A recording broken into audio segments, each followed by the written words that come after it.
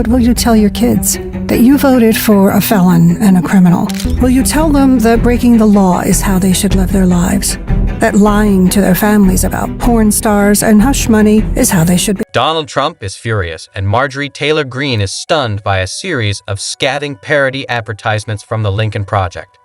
These ads hold Greene, who thought she could spread her conspiracy theories without scrutiny, hilariously accountable. Trump, possibly hurling ketchup at the walls, is beside himself with rage. His anger is so intense that he can't even concentrate on his golf game. Like a child who lost their favorite toy, he's been incessantly screaming about the unfairness of it all. Greene is frantically trying to manage the fallout, but the damage is done. The ads have gone viral, making her the center of attention. Trump and his allies are struggling to cope with these spoof advertisements. Stop at a weaponized legal system. I'm not going to mince words with you all. Democrats want Republicans dead, and they've already started the killings. We're all targets now, though, for daring to push back against the... The Lincoln Project's latest parody advertisements are hitting Marjorie Taylor Greene hard. These ads mock her wild conspiracy theories and constant attacks on Dr. Fauci. Greene, refusing to acknowledge Fauci's proper title and calling him Mr. Fauci, acts like a disobedient child who won't take no for an answer. She even absurdly claims that he created public health recommendations just to cause suffering to the populace. What a tinfoil hat moment. That little boy wasn't even the #1 most childish person in Congress today. That honor went to the Klan mom, Marjorie Taylor Greene. And making up guidelines like 6 feet distancing and masking of children. Do you think that's appropriate? Do the American people deserve to be abused like that, Mr. Fauci? Because you're not Dr. Marjorie Taylor Greene's accusations against Dr. Fauci, calling him an absolute monster and guilty of mass murder, have reached an absurd level. Greene even demands charges against him.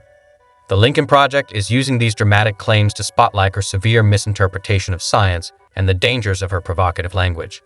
Dr. Fauci has noted that her remarks have led to an increase in death threats against him and his family.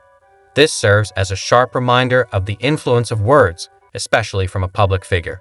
He continued this nonsense in the hall. He's guilty of mass murder. I mean, Fauci he's an absolute monster. He should have his medical license revoked. And he should be charged. By who? The Gazpacho police? I mean, people voted for this woman. Thousands of people voted for this ham in a can come to... The satirical advertisements sharply highlight Marjorie Taylor Greene's detrimental impact on scientific credibility. By diminishing expertise and qualifications, she erodes public trust in those responsible for our safety, stoking fear and outrage. The Lincoln Project exposes her reckless conduct and underscores the severe consequences of her actions. Additionally, these parodies underscore how Greene's actions undermine faith in scientific authorities, fostering public anger and anxiety. The Lincoln Project's scrutiny of her perilous behavior underscores the gravity of her decisions. Meanwhile, Donald Trump is visibly rattled by these ads, contrasting sharply with Greene's subdued response. Reports suggest he is reacting akin to a petulant child losing a cherished toy, ranting and raging. The looming question is how Trump will retaliate to this public embarrassment. Will he distance himself from Greene's antics or launch a social media tirade? The Lincoln Project has clearly struck a nerve, and they show no signs of backing down. Trump, predictably caustic and superficial, has taken to Fox News to vent about perceived injustices and his family's tribulations. Melania, as ever, remains aloof from her husband's theatrics. A wonderful wife who has to listen to this stuff all the time. They do that for this reason. They do that, all these salacious names that they put in. Trump sat for a chat with the gang at Fox and Friends, who provided 6 very warm and friendly shoulders for him to cry on. These are bad people. I know everything they're doing. I know every move they make. I get it. It's tougher. I think it's probably, in many ways, it's tougher on my family. Trump's response offers a revealing glimpse into his current political strategy or lack thereof. He appears to be stumbling, lashing out at critics without providing substantive answers or forward-thinking policies. Instead of addressing the substance of the advertisements, he resorts to his usual tactics of deflection and diversion. Moreover, Trump hints at potential unrest if he faces genuine consequences, aiming to intimidate opponents and rally supporters with a classic strongman approach. Will this strategy prove effective amid mounting legal challenges and declining popularity? Trump increasingly resembles a man grasping at straws in a bid for relevance. In a surprising turn, Trump has embraced TikTok, a platform he once sought to ban, now engaging in lip-sync videos and dance challenges. Jimmy Kimmel pointedly highlighted the irony, noting Trump's detachment even from his own family on the app, a painful observation amid familial discord. Yet, perhaps the most telling moment came when Trump was pressed on the declassification of JFK, 9/11 events, and Epstein documents. While eager to discuss JFK and 9/11 events, he notably evaded the topic of Epstein, stumbling over explanations and suggesting public reluctance to accept certain truths. Kimmel underscored this inconsistency, raising speculation about Trump's connections to Ghislaine Maxwell and Epstein. His evasion fuels suspicions of hidden motives and undisclosed relationships, deepening intrigue over what Trump might be concealing. Declassify the 9/11 files? Yeah. Would you declassify JFK files? Yeah. I did a lot of it. Would you declassify the Epstein files? Trump is facing widespread criticism and a notable decline in influence and authority. His response to the Lincoln Project advertisements underscores his current predicament.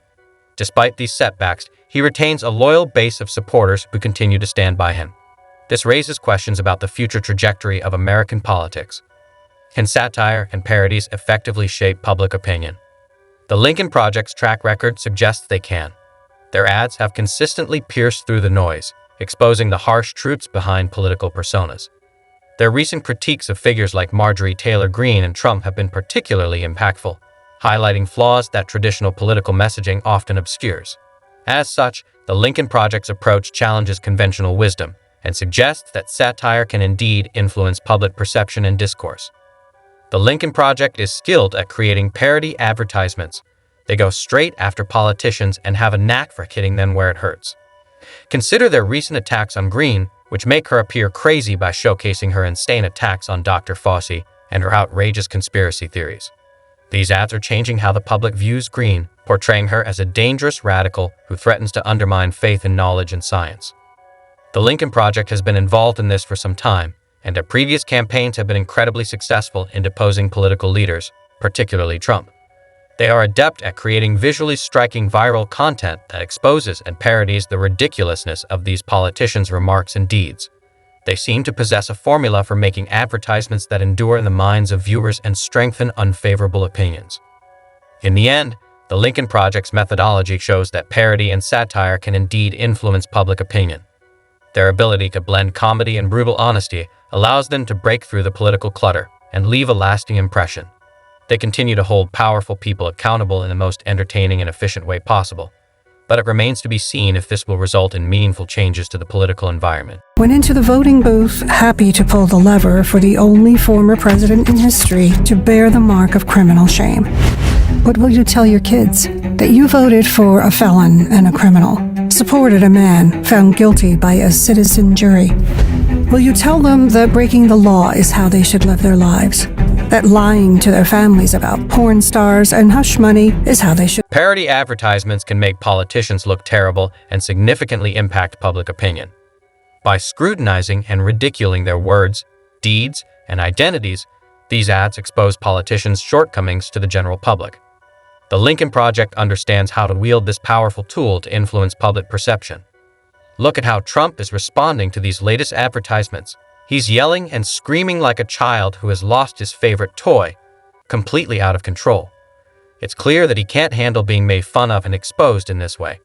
His rebuttal is all rage and little substance, attacking opponents without offering meaningful answers or long-term plans. The Lincoln Project, aware they've struck a nerve, is sitting back and enjoying the fireworks. Meanwhile, they have no intention of giving up or ceasing to use satire and parody to hold politicians accountable. It's an essential part of our political conversation, a means of cutting through the noise and revealing the unpleasant realities behind our politicians' well-maintained facades. Satire isn't the only tool the Lincoln Project uses to make a difference. Late-night comedians like Jimmy Kimmel also join the fun, using humor to highlight the absurdity of our political system. Kimmel's take on Marjorie Taylor Greene's bizarre tirades against Dr. Fauci is an excellent example of tackling a serious issue in an approachable, enjoyable manner. By ridiculing her ignorance and emphasizing the practical repercussions of her divisive language, Kimmel makes the absurd antics of people like Trump and Greene more accessible to the general public. In today's political environment, satire is proving to be an effective weapon, and Jimmy Kimmel is one of the best at wielding it.